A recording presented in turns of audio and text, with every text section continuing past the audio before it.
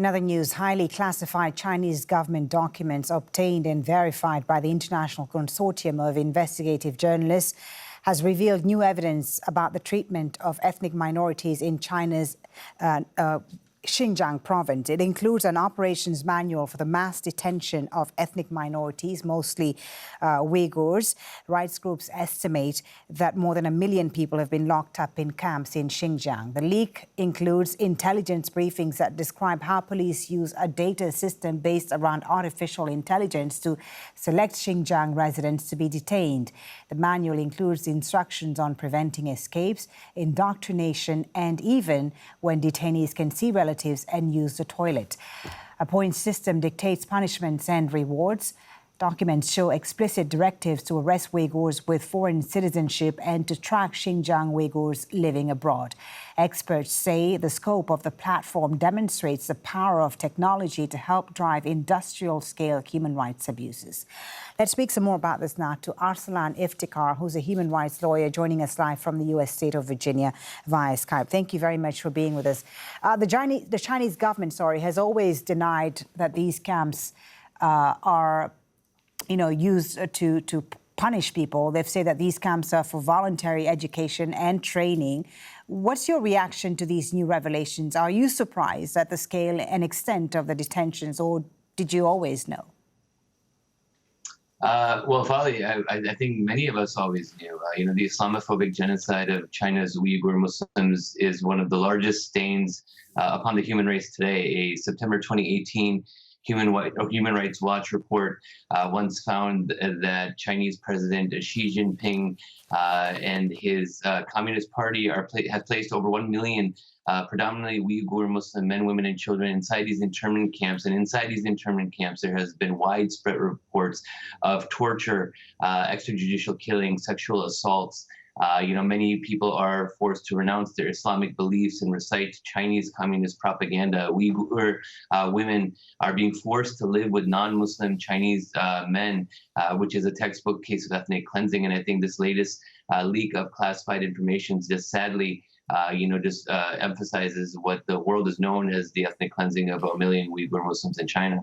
But it sounds even worse than what we suspected. I mean, the reality that's being described in this report is even worse than what most people thought was going on in these camps. Absolutely. It's a completely Orwellian system of ethnic cleansing where China, with their Beijing political nerve center, is acting as Big Brother, not only ensuring the detention and detainment of 1 million Uyghur Muslims in these concentration camps, but again, this sort of systemic Orwellian system of, when people can go to the bathroom or when they can, call their families when they have earned, there's a point system inside of these camps. Where you get more points for being indoctrinated with, this sort of central Chinese communist propaganda and removing and erasing your own Islamic identity. It's the most Orwellian thing that I've ever seen before as a human rights lawyer. So what is then the ultimate purpose of these camps?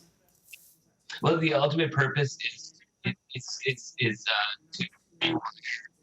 these political thinking, to erase their Islamic identity, and essentially, erase Islamic and Muslim identity from within Chinese borders. What are your expectations now, Arsalan Iftikhar, of the international community after these new revelations? So far, the U.S. has provided the most forceful response, announcing sanctions in October against Chinese entities and officials linked to the repression in Xinjiang. And a number of multinational Western companies, maintain business ties with China. Are you hopeful that this could change with these new revelations? Well, there have been 22 countries which have officially condemned China and their ethnic cleansing of Uyghur Muslims at the United Nations. Here in the United States, 34 Republican and Democratic senators have dropped the Uyghur Human Rights Policy Act. But sadly, China is undertaking a $1 trillion Belt and Road Initiative, essentially a huge infrastructure project spanning 60 countries, and they're essentially buying off predominantly Muslim nations like Turkey and Pakistan and Indonesia, who have whitewashed, and Saudi Arabia, who have whitewashed, China, and the Chinese government is using their pocketbook in order to, get the rubber stamp and the tacit approval of countries, and that's something that the international community needs to be more aware of moving forward.